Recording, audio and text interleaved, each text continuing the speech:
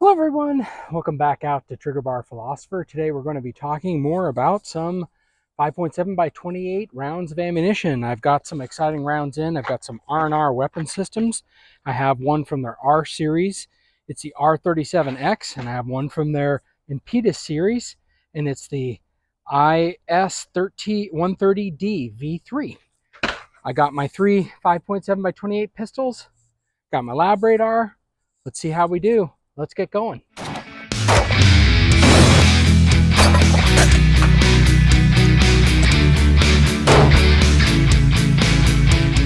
Okay, so first up, we've got the R37. Let's just take a quick look at this round. You can tell here, this is a hollow point. It's a solid copper. And it does have some pretty aggressive cuts down the edge of it. I wish I had some gel for testing, which I don't have. I would imagine that this would expand quite well.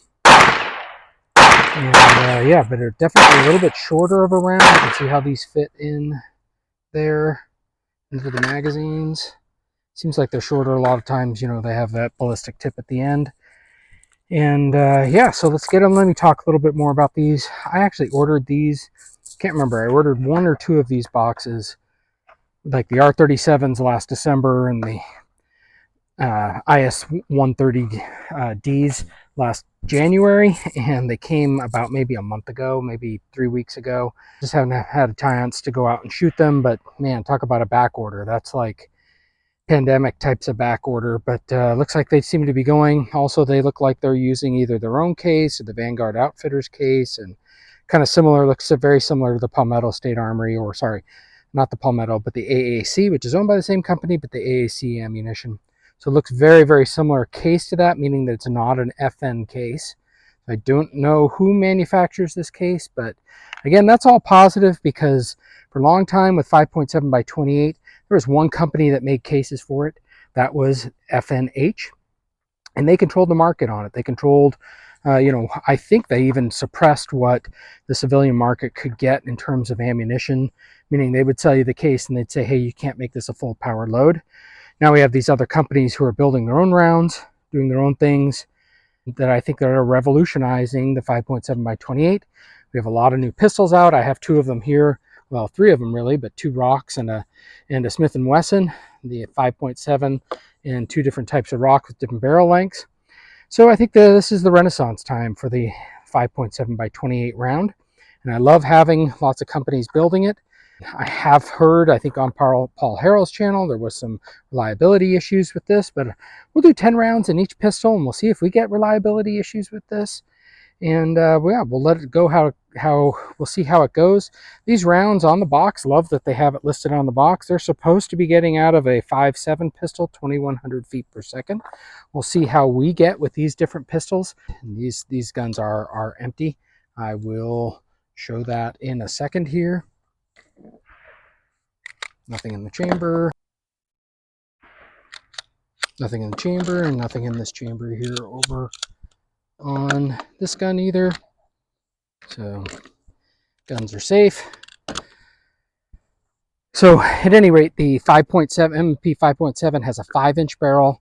PSA Rock with a threaded barrel has a 5.2-inch barrel, and without a threaded barrel, it has a 4.7-inch barrel. Typically see velocities that are very similar between the 5-inch and the 4.7-inch between the M&P and the Rock. Mostly that seems to be because there's a gas system on this, with a tempo barrel system and gas system on the M&P 5.7, and that takes some velocity off with it, but also makes it a much more softer shooting gun, even in this 5.7 caliber. Well, let's get to shooting and testing out these rounds. Okay, first up we have the R37X. This is the expanding projectile. We're going to shoot 10 rounds, starting off with the 4.7-inch PSA Rock barrel. Okay, let's get to shooting.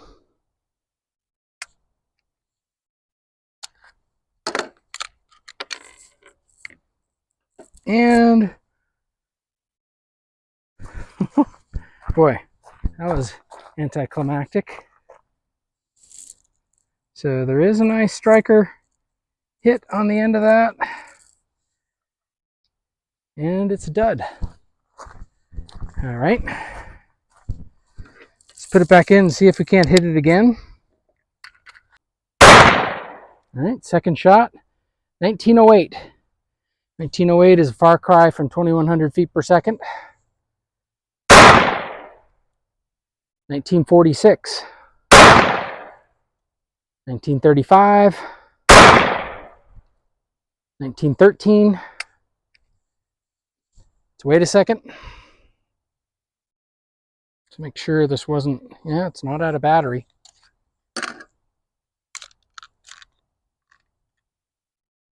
Again, another pretty nice primer strike on this. So far, I would not recommend this R&R Systems stuff for the PSA Rock. I'd go a different direction. Go off a second hit. Sure. 1908. 1956. Another light primer strike. Let's wait a second. All right.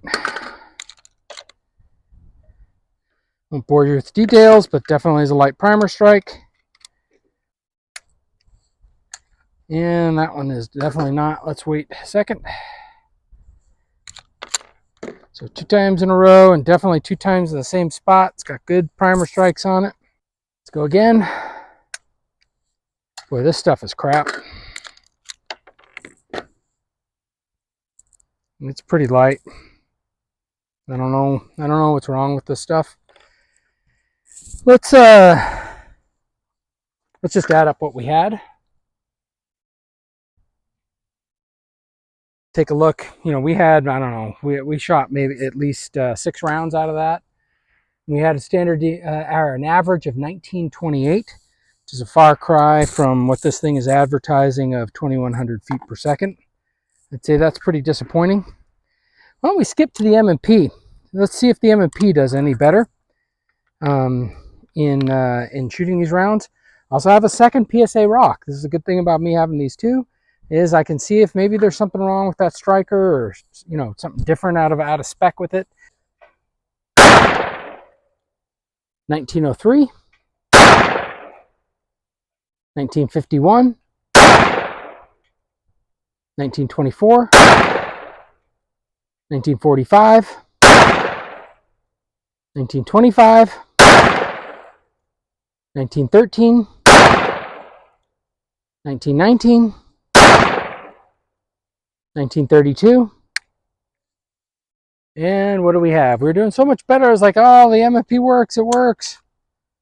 That second to last round, 9th round. I'm giving it a second.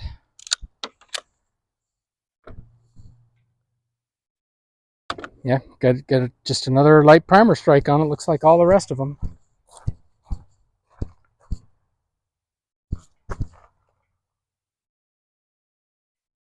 I sure hope that whole thing wasn't out of focus. That would be stupid. Probably was. Let's do another one with that one.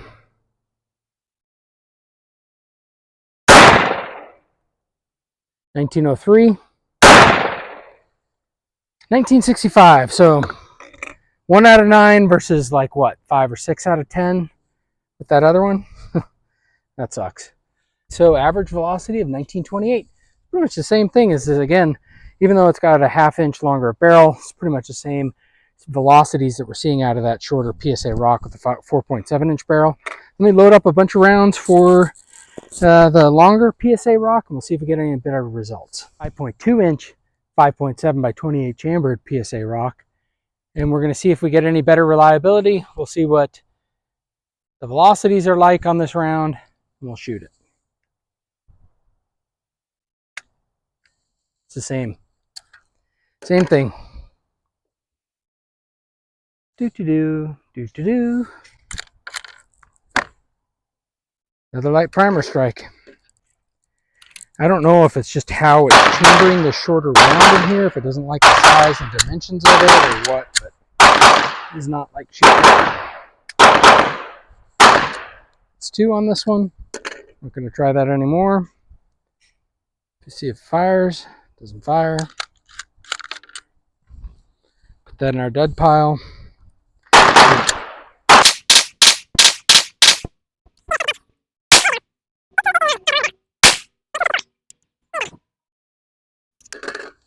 All right, well, As exciting as this may be for you all listeners, again, pretty good primer strike on there.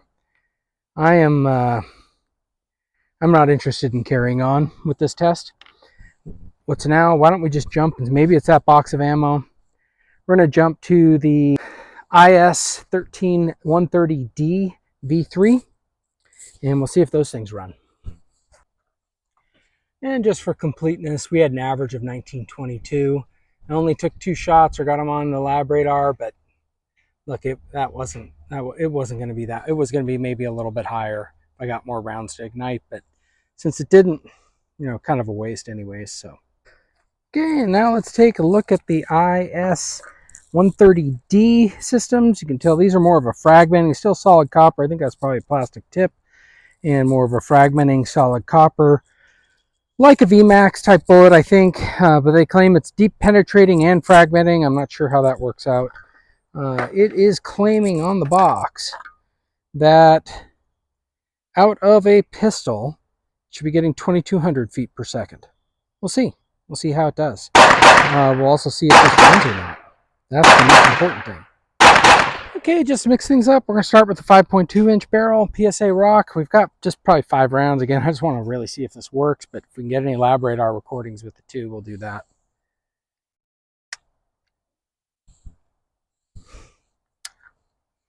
Doesn't work. I was a little hopeful that maybe with the chambering or something, I don't know, just slightly different bullet shape, it would fit in better and be where it's supposed to be to get the full primer strike, but that doesn't appear to be it. So light primer strike again. Let's try another one. We'll just go with a fresh round. There we go. Ooh, 2289. That is a spicy one. That's pretty good. 2342. That's a pretty good round. If it worked. 2320. Dud.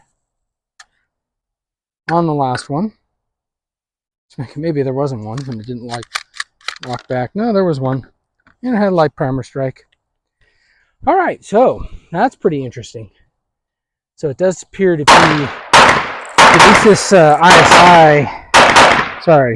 IS130D seems to be pretty nice. It's a 30 grain bullet. Seems to be going quite a bit faster. Again, 30 grain, yeah, that's it, probably. Going around, it's a 2240, and I got, even better than that. So,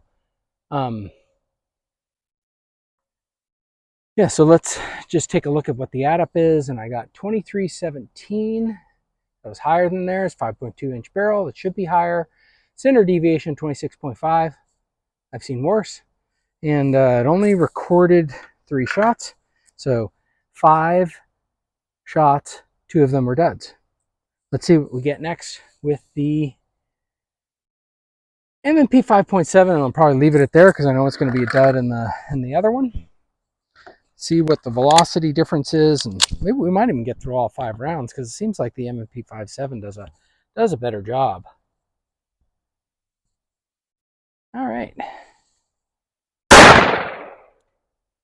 2303, still above 2300. 2327. 2285. 2264. Maybe we only had 4 rounds in. Go back and count. Let's put in a few more rounds to see if again, it was the 9th round or so on that. We will see if this is anywhere reliable. We'll just keep shooting with the M&P. I noticed the M&P with the other ones was a bit more reliable, which is an interesting take. Maybe it just hits those primers just a little bit harder. 2254, 2247, 2240, 2293, 2291, 2265, 2280, 2283. Hey, it ran them all. So I don't know that I'm gonna say that this is all reliable with that, but let me try the shorter rock with it. Let's just take a quick look at our add up first. Yeah, we got an average of 2278 with those rounds. Again, that's still pretty good. That's one of the better rounds we've tested in terms of velocity and energy foot pounds. But in terms of reliability, I would still say, I don't know. I will have to do a lot more testing, and I don't know that I'm going to do a lot more testing, even more than 1 or 2 boxes. I just don't know that that's worth it. I will reach out to R&R, see what they have to say. Maybe this only works in the FN. Maybe they'll just say, hey, you shouldn't try it with an M&P. You shouldn't try it with a rock. I assume 5.7 guns should run 5.7 ammo. That's what I'm going to go with. Let's just throw a few rounds into this shorter rock. Again, we have 2 rocks. Let's just make sure it's not one or the other. I won't bother testing the velocities on it. I was just going to test for reliability. All right, so 1 round and then nothing. Light primer strike. Let's keep going. Yep. Light primer strike. Wait a second.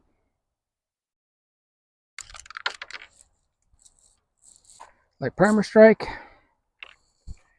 And I'm not going to waste the last round because maybe the rock will shoot, or maybe the M&P 5.7 will shoot it.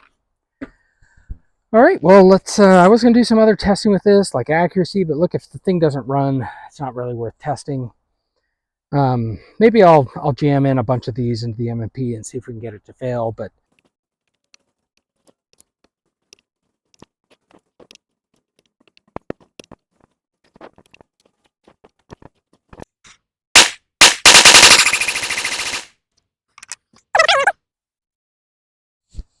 there you have it.